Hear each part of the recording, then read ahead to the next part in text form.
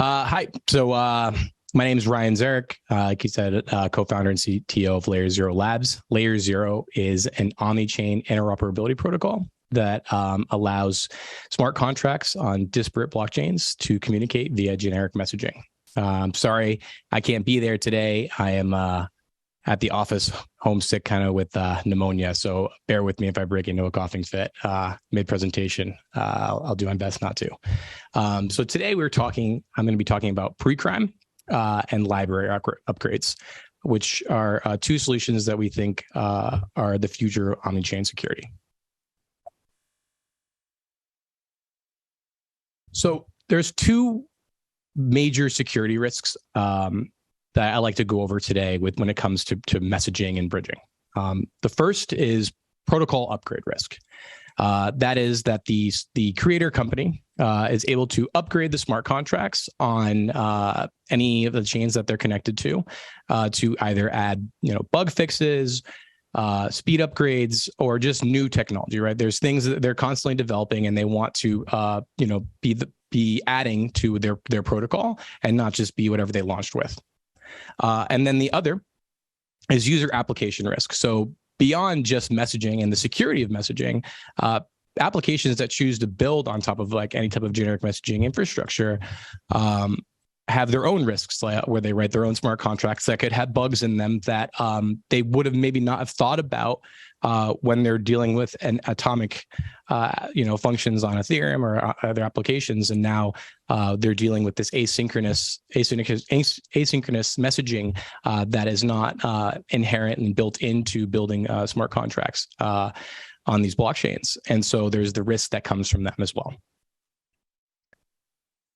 So I guess, how do we measure security when it comes to smart contracts, right? You can measure it by the number of audits they've had for the application, the quality of these audits, the size of the bug bounty, and how long the bug bounty has been out. Another way that we like to think about it is money secured over time. Right? The longer something has been out where it hasn't been hacked and it has had a larger amount of money secured over it, meaning that the incentives are there for hackers to try to break it and they haven't yet, the more secure it's perceived as, right? So it's one framework that you could look at it about. Now, the problem is when messaging layers do smart contract upgrades, all of that time that they were building up this security, and over a specific amount of time, they're securing so much money and all of that, and months go by and then they do an upgrade, is lost, right? That is not the same smart contract code, even if it's a little bit of change, than it was when it was securing all of that money. And so the clock resets.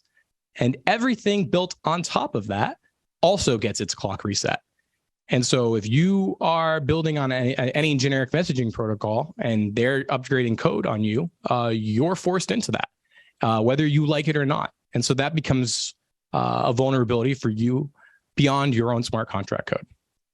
And so what that means is that ultimately, any smart contract built with messaging, that has the ability for upgradability, reduces its security to a set of admin keys, to a single set of admin keys.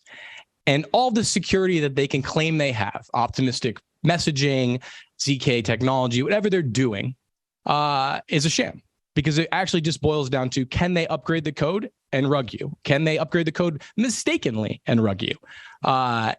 Yes, they can if they can upgrade it. And so that is what it boils down to. And we saw that with the risk of having admin keys with the Ronin hack and the Harmony hack, where they with those admin keys were corrupted and then able to steal money from steal the funds, right? Hundreds of millions of dollars.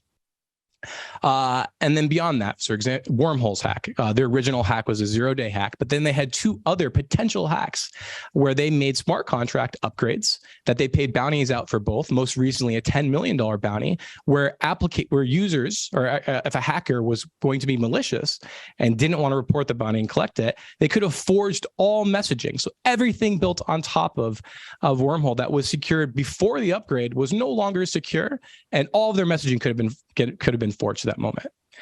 We also saw this with the Nomad hack, where their messaging was everything was working. They did an upgrade. That upgrade, they didn't initialize something, and then messaging was able to be forged. And everything built on top of Nomad at that point in time could have had a message forged against it, where previously they could not have before the upgrade.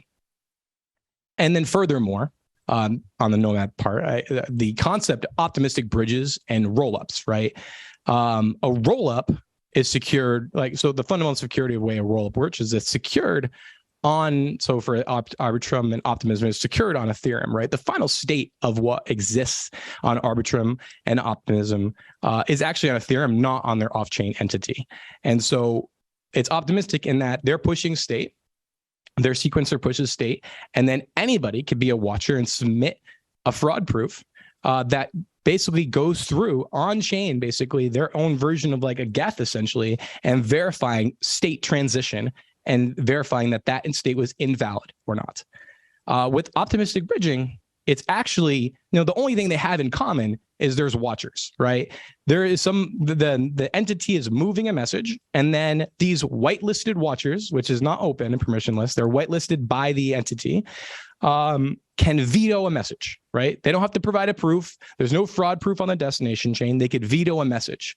And then furthermore, these, in this case, these keys can, the admin can select who is whitelisted, can remove whitelisted watchers, can set from 30 minutes to 0, and can send any message they want, can forge it all atomically. So beyond just being able to do that with the hyperparameters and it not being upgradable, on top of that being upgradable, any of these protocols could set themselves, the multi-signature, to being able to forge any message they want and forge it with a single upgrade and do that all atomically if they wished, which is the ultimate risk of being able to be an upgradable protocol and having upgrades. And so with LayerZero, we had a different approach. We didn't want the ability. We wanted to take the concept of what happens if we go bad, or what happens if our keys are stolen. Are applications built on top of this at risk?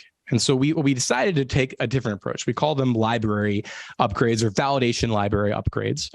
And the concept is that applications cannot be forced into any upgrade that we make, right? Or anybody makes, if you take this concept, this approach, which is that every upgrade is optional. You can automatically opt into it, but you don't have to. Meaning, as you see in this graph, that if it's secured over time, right, and you've had more money secured over time, and a new upgrade comes out with, say, a speed upgrade or ZK technology or some new optimistic technology that we wanted to introduce, those applications that are building on top of us aren't forced into it. They could wait until that new library stands the test of time, has more money secured on it over a long period of time, until they feel comfortable enough to say, okay, I think those benefits are worth it. I've seen it last long in the wild and is worth upgrading to, versus it being forced upon me. And so that is the general approach. That is the approach that's built into LayerZero itself, and what we think is the right approach versus upgradability. Because now LayerZero Labs cannot do anything to anybody building on top of LayerZero. The protocol and the entity that holds the multisig for hyperparameters can only introduce new things that you could opt into and cannot force things onto you. Now, the second thing I wanted to talk about today was user application smart contract risk. Now, beyond the messaging layer being secure, with the assumption that there's no issues with the messaging layer, there could still be issues with the smart contracts that you build on top of this messaging layer.